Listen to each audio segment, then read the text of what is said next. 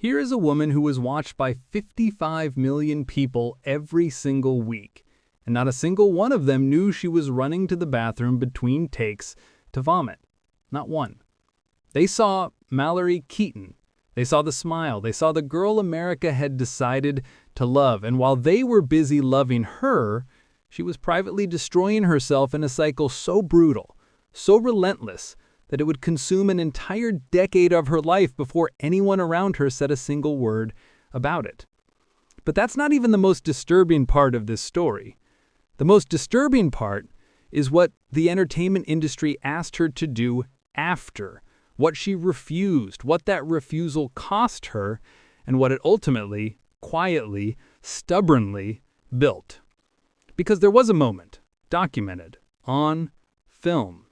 A moment when Justine Bateman was a bigger star than Julia Roberts. Sit with that for a second and then ask yourself why you barely know her name. Let's go back to 1982, not to a premiere, not to a red carpet. Let's go back to a 16-year-old girl watching her mother fold her clothes into boxes. Her parents didn't throw a party when Justine landed Family Ties. They packed her bags and moved her out. She was 16 years old, already on her own, because to the Bateman family, a child with a Paramount contract wasn't a daughter who needed protecting. She was a revenue stream that needed optimizing. Her brother Jason had already blazed the trail. When he landed a role on Little House on the Prairie at 12, their parents made a calculation. Managing your kids' careers pays better than actually working. Jason later admitted on Conan O'Brien's podcast that this created something closer to a peer relationship with his parents than anything resembling a real family dynamic. They weren't raising famous children, they were operating them. On September 22, 1982, Family Ties premiered on NBC and began building something that television almost never creates anymore, a genuine cultural institution. At its peak, 55 million people watched every single week. 3 broadcast networks, no streaming, no social media, no second screens. 55 million people choosing to sit in front of a television and watch the same thing at the same time. 2 Emmy nominations, a Golden Globe nod. Michael J. Fox called her amazing, fantastic, tremendously talented. Teenagers across America started naming their daughters Mallory and Justine. She was everywhere, and she was disappearing. The studio lights, the constant scrutiny, the weekly ritual of being examined by 55 million pairs of eyes week after week. Something cracked under that weight. Justine developed anorexia, bulimia, compulsive overeating simultaneously, all 3 at once, for 10 years. She ran from the set between takes to vomit in the bathroom. She binged, she starved, she purged. She showed up the next week and smiled for 55 million people who had absolutely no idea. Nobody said a word. Not the producers, not the network. As long as she showed up, as long as the ratings held, as long as Mallory Keaton smiled on cue, what was happening inside that dressing room was not their problem. That is what the entertainment industry has always done with the pain of young women. It looks away. It keeps the cameras rolling. It cashes the check. And then, right in the middle of all of this, someone sat her down and delivered news she would carry in her chest for the next 25 years. A line producer named Carol Hymas. A dressing room, a sentence delivered like it was nothing unusual. "You can't go to college, honey. You're under contract to Paramount Studios." Justine had researched schools. She'd gotten recommendation letters from the show's writing staff. She tried to negotiate fewer episodes, semi-regular status, just enough time to take some classes. The answer was no. Paramount owned her time completely. So while her character Mallory got to go to college on screen, chasing dreams, growing up, living a fictional life full of possibility, Justine Bateman was legally prohibited from doing any of it in reality. Think about what it does to a 17-year-old sense of self, watching a fake version of yourself live the life you are being denied week after week in front of the entire country. In February 1988, she hosted Saturday Night Live. It should have been a crown on everything she'd built. Instead, the critics were brutal. The episode bombed. Someone in her corner should have sat down with her and said, "Let's talk about what comes after Family Ties. Let's build something that isn't dependent on one character." Nobody issued that warning. That same year, Justine Bateman headlined a movie called Satisfaction, a film about an all-girl rock band. Spelling backed it. Liam Neeson signed on as the love interest. And playing a bass guitarist in the background in her very first credited film role was a 19-year-old actress named Julia Roberts. I want you to stop here. There is a window in Hollywood, brief, documented, preserved on actual film, when Justine Bateman was the bigger star. Her name was above the title. The industry's attention was pointed at her. Julia Roberts was in the background. Within 2 years, Julia Roberts would star in Pretty Woman and become one of the most famous people on earth. And Justine Bateman would spend the next 3 decades being asked in interviews that were clearly designed to wound what it felt like to watch that happen. Satisfaction tanked. The gap between the Bateman siblings' careers began right there and slowly became a canyon that the press would gleefully measure for the next 30 years. But what if the story was never about falling?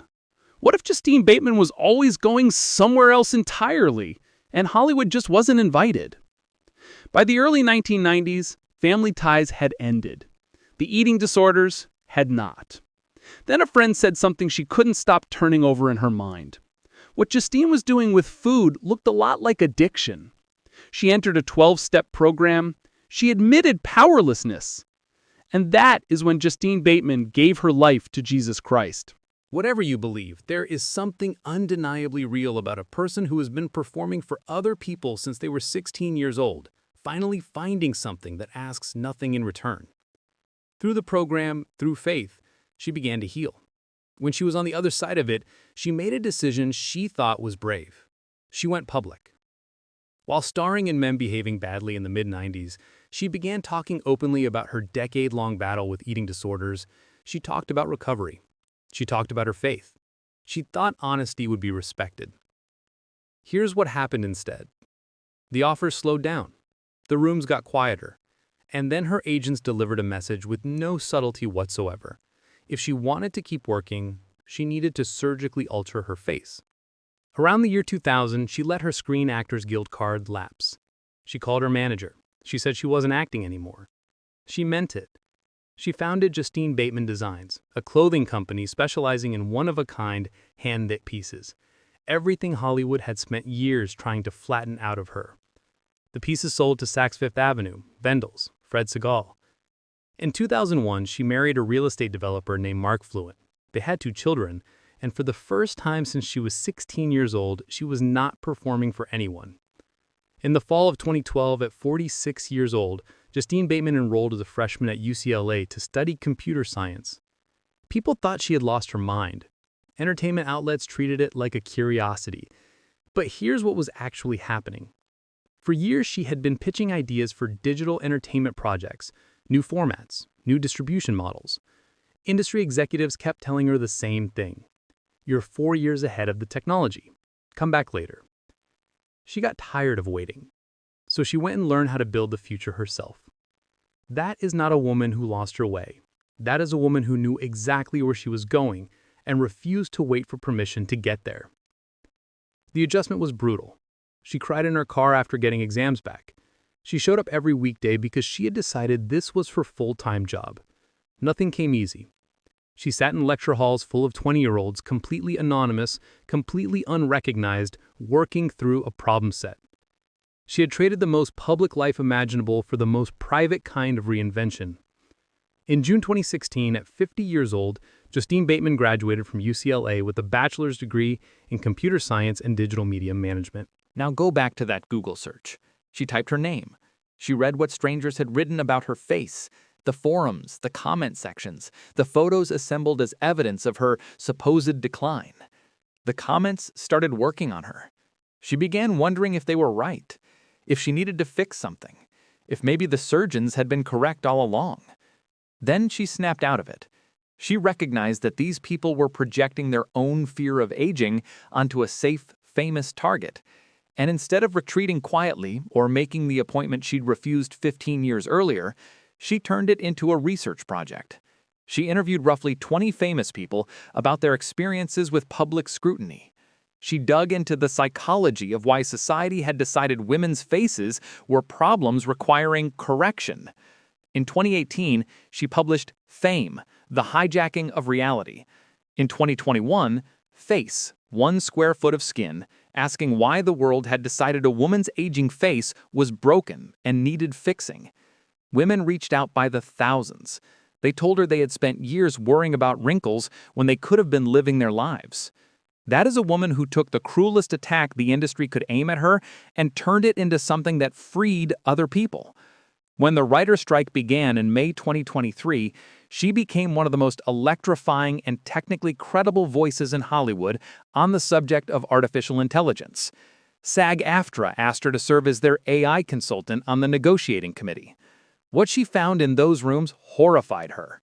Studios wanted to scan background actors once, pay them for a single day, and own their digital likeness forever, without additional compensation, without ongoing consent. They wanted to feed AI systems every recorded performance ever committed to film. She called it psychopathic. It is the logical endpoint of an industry that has always viewed human beings as raw material and now wanted to extend that logic into eternity. When SAG-AFTRA reached a deal, she went on MSNBC and told actors to approve it only if they didn't want to work anymore, criticizing it for failing to require that performers of human characters actually be human. Language the Writers Guild and Directors Guild had both managed to secure. She didn't quit. She founded Creato23, a certification stamp for films made entirely without generative AI. In March 2025, the inaugural Creato23 Film Festival premiered 2 of her own new feature films. The teenager whose parents packed your bags to monetize her faster had just launched her own film festival. If that doesn't close a loop for you, I don't know what will. As of 2025, Justine Bateman's net worth sits at around $6 million. The internet loves to point that out, uses it as evidence of a career that failed. But here's a different way to look at it. $6 million for someone who refused every compromise she was offered, who said no to surgery when surgery was the price of admission, who walked away from reality TV when reality TV was the consolation prize, who spent her 50s directing her own films and launching her own festival instead of collecting a check to appear on a celebrity cooking show. That $6 million was earned entirely on her own terms. How many people in Hollywood, how many people anywhere, can say that? The girl who cried alone in her car after computer science exams. The teenager whose parents packed her bags at 16. The actress who ran to the bathroom between takes for a decade while 55 million people watched her smile. She didn't just survive Hollywood. She made it irrelevant to her. And here is the question I keep coming back to, the one that doesn't resolve cleanly. How many others didn't make it out? How many people sat in those same dressing rooms, heard the same things she heard, and made the other choice, the surgery, the silence, the slow disappearance into projects that asked nothing of them because there was nothing left to ask? We will never know their names, but we know hers. And maybe that's the whole point. If this story hit differently than you expected, if it made you see something new about fame, about women, about what it actually costs to refuse to disappear, there is more where this came from. Every week, I dig into stories like Justine's, the ones history buries, the ones the press misframes, the ones that look like a fall until you realize they were always a different kind of rise. Stories about people who chose something harder than compliance and built something the industry never saw coming. Subscribe so you don't miss the next one. Already a subscriber? Share this with one person who needs to read it.